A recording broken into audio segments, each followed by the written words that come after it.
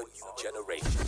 And this is your station. Talk Radio 93.7 Citizen FM. The time is 7 o'clock. Time for Citizen FM News at 7. First, the highlights. Senate screens 7 ministerial nominees in plenary. More reactions trail appointment of acting Chief Justice of Nigeria. Court dismisses false alarmist Mira Sufyan on mental grounds. Confederation of African Football considers shifting AFCON 2023. A warm welcome to Citizen FM News at 7. I am Didi Eno. Lawmakers in the Senate Chamber of the National Assembly have screened ministerial nominees recently appointed by President Muhammadu Buhari. The screening of the nominees at plenary was presided over by the President of the Senate, Ahmed Lawan. With less than a year to the end of his administration, President Buhari recently asked the lawmakers to confirm 7 nominees as ministers to join his cabinet. The nominees were appointed from 4 southeast states as well as 1 state each in the Northwest, Southwest, and South regions. The Nigerian Senate is sending a vesting suit is being handled. I want to assure the family of our colleague, Senator Ike Ikwaremadu, and Nigerians that the Senate will continue to engage with our Ministry of Foreign Affairs as well as the Nigerian High Commission in London. The High Commission has done so much, but we still expect that it will continue to provide any further consular services. We have also mandated our Committee on Foreign Affairs, the Senate Committee on Foreign Affairs, to engage with the British High Commission here in Nigeria to find more details of this case as far as the High Commission is involved. There will be a delegation to London to see the single Senator Ike Ikwaremadu and his wife. A delegation from the Senate Committee on Foreign Affairs of the Senate will leave in the next 2 days to London for that purpose. I want to assure Ikwaremadu and his wife were arrested by the London Metropolitan Police on Thursday for conspiring to bring a child to the UK for organ harvesting. The duo pleaded not guilty to the charges in Oxford Magistrate Court, adjourning the case till 7th of July. Reactions are still trailing the resignation of Justice Tanka Mohammed as the Chief Justice of Nigeria and the appointment of an acting Chief Justice for the country. A senior advocate of Nigeria, Professor Wahab Egbewole, said the former CJN should be applauded for resigning from office, a development that is not common in Nigeria. Professor Egbewole, who is also a former Dean of the Faculty of Law, University of Ilorin, was speaking on our flagship News and Current Affairs program, Insight. Councils under which Justice Tanko left office must not be subjected to all sorts of fabrications and narratives that we have out there. As far as the former records are concerned, His Lordship resigned as a result of health challenge. That is what is the other narratives that, there was allegation by 14 justices, which he addressed about a few days ago before he decided to resign. But whether the reason for resignation is altruistic or not is a different ballgame. But I'm a lawyer. I don't deal with rumors. I don't deal with speculations. As far as I'm concerned, he resigned as a result of health challenge, and therefore, if all others that have left office before him are conferred with this honor, I don't see why he should not be conferred. Another lawyer, Dr. Mohammed Tudiaye, an associate professor of law at the University of Abuja, speaking in the same vein, believes that since the allegations against Justice Mohammed are yet to be proven, his voluntary resignation should be applauded. I tend to also praise him for the resignation because, like you observed, in our shows here, resignations don't come easy. We have had former presidents and so on who are ill, really ill, and so on and so forth, but they did not resign. We have had former CJs who were indicted and so on and so forth and so forth, but literally had to drag their way to the limits before they were suspended and so on and so forth also. So that he had the courage to resign. I think that should be something to acknowledge him for. I think I agree with you. The Nigeria Police Public Relations Officer Olumoyiwa Adejobi has called for a seamless relationship between officers and men of the force and Nigerian citizens. Adejobi, who is a chief superintendent of police, was speaking when he appeared on the maiden edition of our news and current affairs program, Police and Citizen.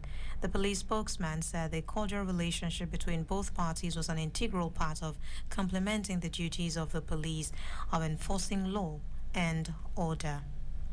The federal government says it will penalize filling stations or depots selling above the stipulated approved pump price of PMS. The development comes as part of the country, including Lagos and the Federal Capital Territory, are currently battling fuel scarcity. Oil marketers had made a case for the increment of petrol pump price due to hostile environment.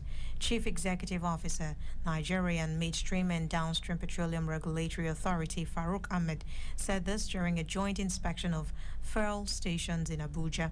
The exercise was carried out in collaboration with some top officials of the Nigerian National Petroleum Company Limited, Petroleum Pipeline and Marketing Company Limited, and the NMDPRA. Credit goes to also transporters because now they are reacting to Mr. President's offer, which he gave them additional 10 naira incentive on their transportation charges. So at least we are seeing the improvement now. We have warned all the marketing companies, particularly those selling over the official price of 140 naira something, that they should stop overselling. Otherwise, we'll take action against them. Meanwhile, Nigerians are frustrated at the protracted scarcity of petrol in the Federal Capital Territory. Some of the angry residents who spoke to our reporters say they spend nights at various petrol stations without even getting the product. For the past 1 hour, seeking to get a fuel that we produce in the country. How long will we keep on depending on imported fuel? That is the reason why everybody is suffering. I've been here for, let me know, like 5 hours and there's no movement, there's nothing. I don't know what's going on in this country. We are Nigerians, we're not slaves. We need fuel. You make fuel 165 naira, we are paying it, we cannot fuel anymore. Some slept in fuel station for 2 days. Are we still Nigerians or something else is happening? And away from that, an Abuja magistrate court has granted Amira Sofian bail on medical grounds. Amira Sofian had raised a false alarm that she had been kidnapped. Sofian raised the alarm via her Twitter handle on June 14. She had been kidnapped alongside 16 people, which included 3 pregnant women and 2 children. The alarm turned out to be false after she was recovered by the police. The presiding judge, Chukwuemeka Nweke, granted Sofian bail on 3 conditions which bordered on the report by the prosecution counsel, JCA Idachaba, on the grounds which revealed that she suffered from mental health problems. The judge ruled that Sofian was not in her right state of mind when she raised the false alarm and was granted conditional bail on the grounds that she provided a surety in the person of her father and also undergo therapy. She was also instructed to report to a deputy commissioner of police at the force headquarters for 12 months and take her medication accordingly. And now on to news from the foreign scene. Police in riot gears in Ghana's capital, Accra, are gathering at the El Wak Sports Stadium ahead of a second day of planned protest over the rising cost of living in the city. The stadium is about 1.5 kilometers from the president's office, Jubilee House. The protesters from the Arise Ghana group may try to march from the stadium to the office, but that route had been banned by the authorities. If the demonstrators defy the ban, then there may be a second day of clashes. And on Tuesday, 29 people were arrested after a largely peaceful protest descended into chaos when police and protesters clashed. UN Secretary General Antonio Guterres has joined in the chorus to condemn after at least 23 migrants died as Moroccan security forces tried to stop them from crossing into the Spanish enclave of Melilla last week. In a statement issued on Twitter, he said he was shocked by the violence. Between 1,500 and 2,000 migrants who have been camping in the Moroccan mountains surrounding Melilla descended on the city's border last Friday, a number of them carrying sticks, hoping to scale the border fences and therefore reach Spanish territory. In the chaos that followed, many of them were crushed between the 6 fence and Moroccan border guards who used tear gas and batons on the migrants. And in sports, the Super Eagles may have their dream of claiming a 4th winners' medal at the African Cup of Nations delay. The Confederation of African Football is considering postponing the next edition of the continent's flagship football championship in the Ivory Coast. The 17th edition of the Continental Championship, AFCON 2023, was initially scheduled for June 23 to July 23, 2023 in Ivory Coast. But exactly a year before kickoff, major cities in Ivory Coast are experiencing heavy rains with floods. The CAF is beginning to admit that scheduling the competition in the midst of the rainy season may not necessarily be a bright idea. And as we end the news, a recap of the highlights. The Senate has screened 7 ministerial nominees in plenary. More reactions have continued to trail appointment of acting Chief Justice of Nigeria. Abuja Magistrate Court has discharged false alarmist Amira Sofian on mental health grounds.